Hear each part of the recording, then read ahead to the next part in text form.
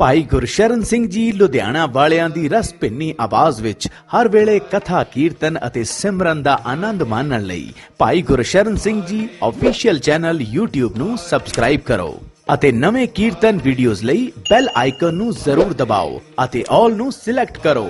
ਇਸ ਨਾਲ ਹਰ ਨਵੇਂ ਵੀਡੀਓ ਦਾ ਨੋਟੀਫਿਕੇਸ਼ਨ ਆਪ ਜੀ ਦੇ ਮੋਬਾਈਲ ਤੇ ਆਏਗਾ, ਫਿਰ ਤੁਸੀਂ ਉਸ ਦਾ ਆਨੰਦ ਮਾਣ ਸਕਦੇ ਹੋ। ਇੱਕ ਖੋਜੀ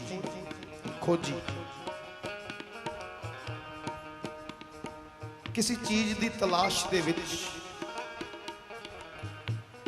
किसी चीज की खोज दे विच तुरिया पिया,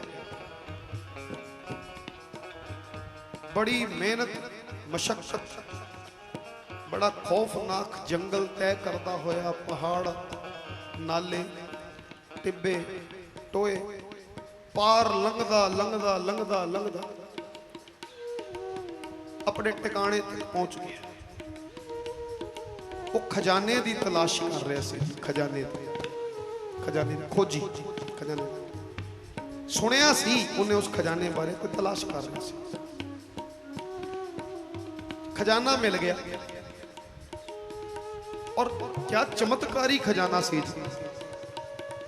वो जिन्ने हीरे कढ़े उन्ना ही साथ संगत हीरे होर आ जाए, वो होर कढ़े होर आई जाए, होर कढ़े। वो समझ गया कि ये ना मुकण वाला खजाना।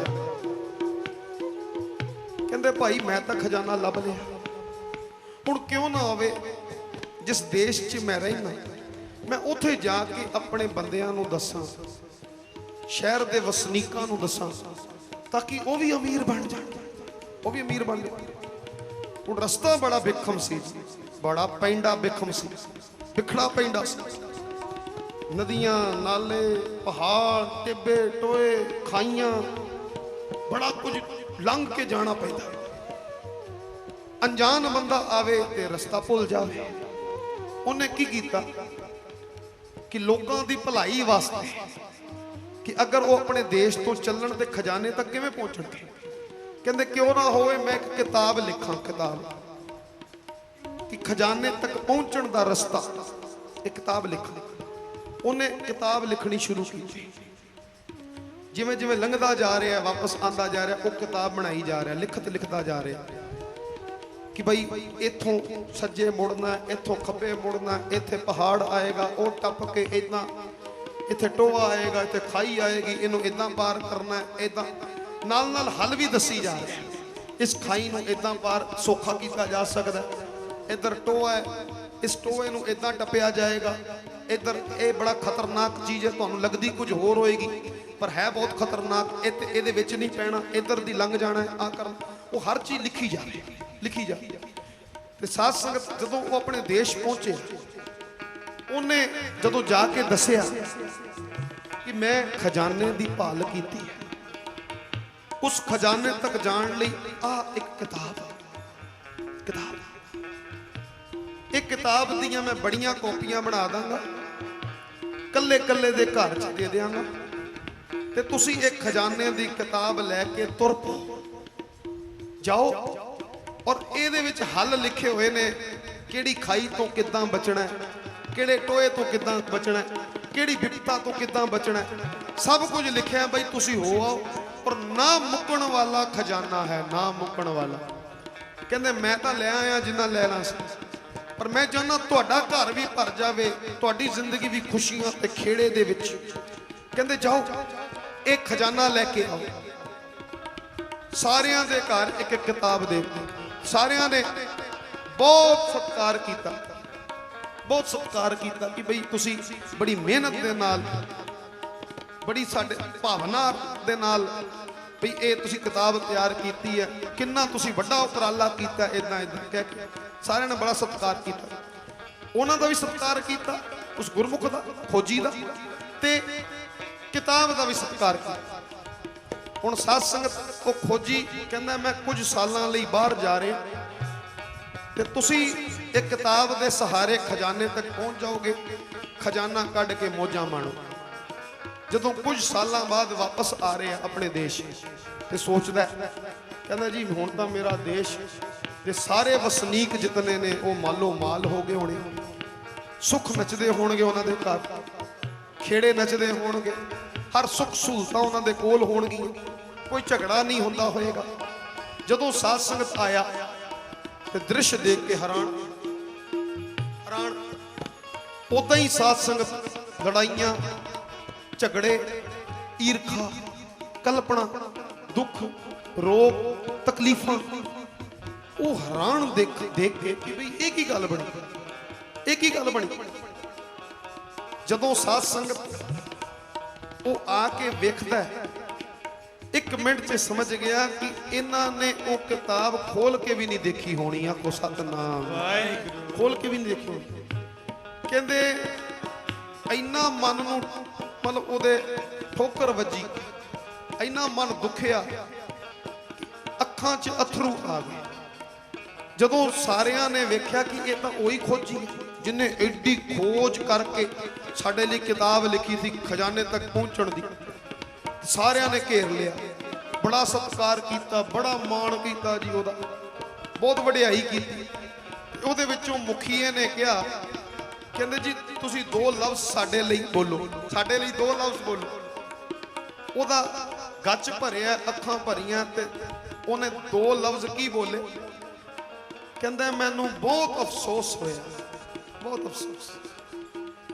ਕਹਿੰਦੇ ਠੀਕ ਹੈ, ਤੁਸੀਂ ਮੇਰਾ ਸਤਿਕਾਰ ਕੀਤਾ, ਮੁਬਾਰਕ, ਠੀਕ ਹੈ, ਤੁਸੀਂ ਮੇਰੀ ਲਿਖੀ ਹੋਈ ਕਿਤਾਬ ਦਾ ਵੀ ਸਤਿਕਾਰ ਕੀਤਾ, ਪਰ ਬਚਨ ਤਾਂ ਨਾ ਮੰਨਿਆ।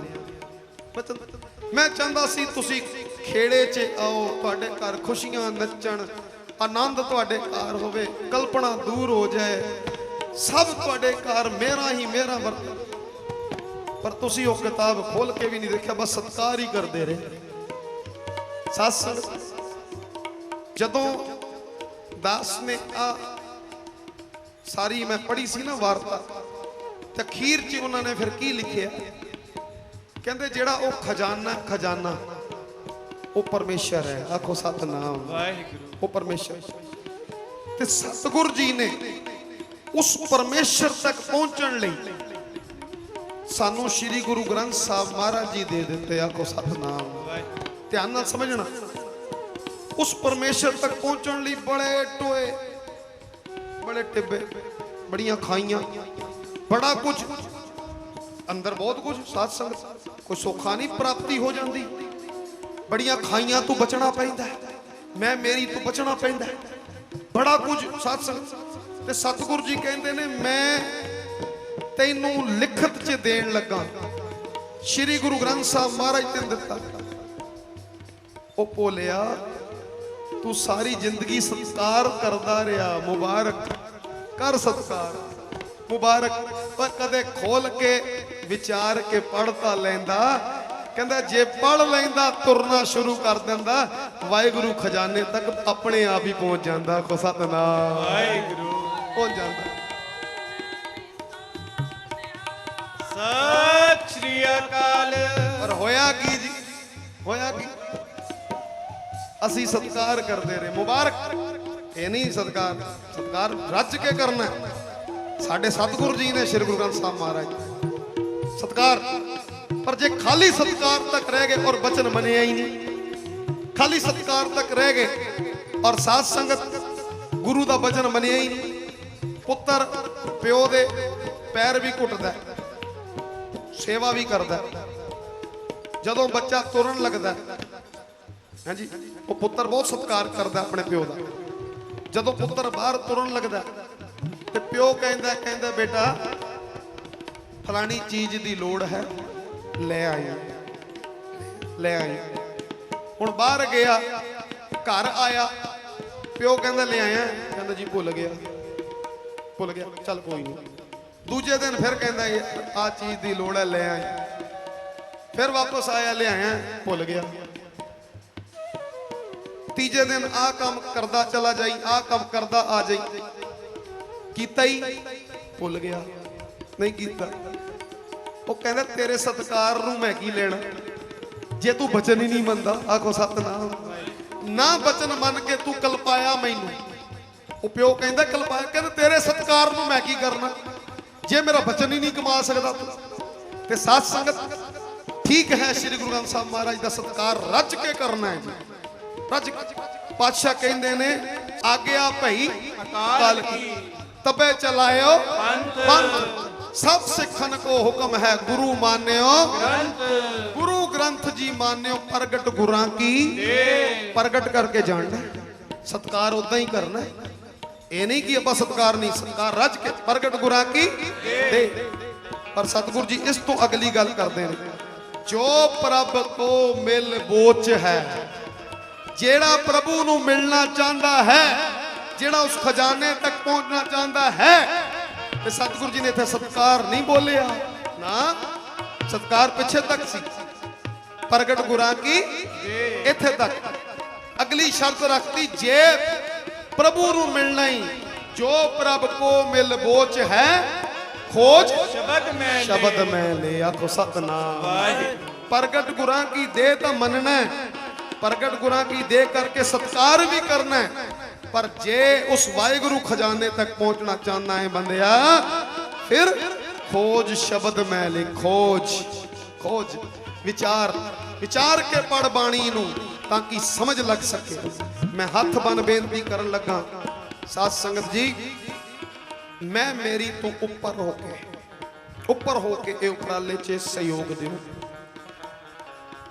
क्यों श्री गुरु ग्रंथ साहब महाराज किसी एक संस्था दे नहीं किसी एक जथेबंदी दे नहीं भाई दया सिंह निष्काम सत्संग सभा दे नहीं श्री गुरु ग्रंथ साहब महाराज किसी एक डेरे दे नहीं श्री गुरु ग्रंथ साहब महाराज समुची मनुखता दे ने सारियां सभा सोसाइटियां दे ने हर संगी दे ने हर डेरे दे ने हर संत दे ने हर गुरमुख प्यारे दे जेड़ा गुरु ग्रंथ साहब महाराज नूं मनदा है गुरु ग्रंथ साहब महाराज ओदे ही ने आखो सतनाम वाहिगुरु सत श्री अकाल और मैनू मतलब बड़ी हैरानी हुई सस बड़ी हैरानी मैनू संगत विचों दस्या किसी ने कहंदे जी कोई संस्था सी ते जदों संस्था दे मैंबरां नूं पुछया ना कि तुसीं पाठ शुरू कर लिया नहीं जी शुरू नहीं की ध्यान देना भी क्यों नहीं किया स्नेहा नहीं मिलिया तुहानूं या वो वीडियो नहीं पहुंची या इदां कहना नहीं नहीं पता तो लग गया सी पता तो लग गया सी बस गल इन्नी है कि साध संगत उन्हां वल्लों शुरू होया पिया असीं क्यों करिए आखो सतनाम कमाल अपने भले वास्ते पढ़ना है अपने भले वास्ते एक कारज करना है वो कर्मा वाले हो जेड़ा बाणी विचार के पढ़ जाएगा जेड़ा बाणी दे अर्थां समेत एक सहज पाठ कर जाएगा गुरु दी रहमत गुरु दी बख्शिश गुरु दा तरस ओदे घर च वरतेगा जी आखो सतनाम सत श्री अकाल जिन्हां तक स्नेह पहुंचे वो क्यों नहीं शुरू करते की कारण जदों सौखे होके एक गल दसती कि केवल पौना घंटा लाना केवल पौना घंटा लाना अपने गुरु नूं पौना घंटा नहीं दे सकते फिर की कारण ईर्खा तो ऊपर उठो अपनी ईगो तो ऊपर उठो हौमे तो ऊपर उठो मैं मेरी तो ऊपर उठो मेरी संस्था मेरी सोसाइटी मेरा इदा मेरा ऊपर उठो जी कमाल होगी जेड़ा सत्संग देना चीज़ों तो ऊपर उठ के बाणी पढ़ेगा सतगुरु जी दी खुशियां ले लेगा सतगुरु जी की कह रहे हैं कहते फिर देख डिठे मुक्त ना होवे जिचर शब्द ना करे विचार मेरे बच्चिया सतगुरु जी कहते ने मेरे बच्चिया विचार कर बाणी विचार के पढ़ देख जदों जदों बाणी विचार के पढ़ेगा बाणी अपनी कला तेरे अंदर वरताएगी आखो सतनाम बाणी अपनी बख्शिश तेरे अंदर वरताएगी वो बख्शिश जेड़ा दिनां च हफ्तियां च महीना च नजर आएगा वो बख्शिश वरतदी नजर आएगी बाणी दी बख्शिश मेरे सतगुरु जी की कह रहे ने डिठे मुक्त ना होवई डिठे मुक्त ना होवई जिचर शब्द ना करे विचार जिचर शब्द ना करे विचार ਅਗਰ ਤੁਹਾਨੂੰ ਇਹ ਵੀਡੀਓ ਵਧੀਆ ਲੱਗੀ ਹੈ ਤਾਂ ਲਾਈਕ ਕਰੋ ਅਤੇ ਅੱਗੇ ਸ਼ੇਅਰ ਜ਼ਰੂਰ ਕਰੋ ਜੀ।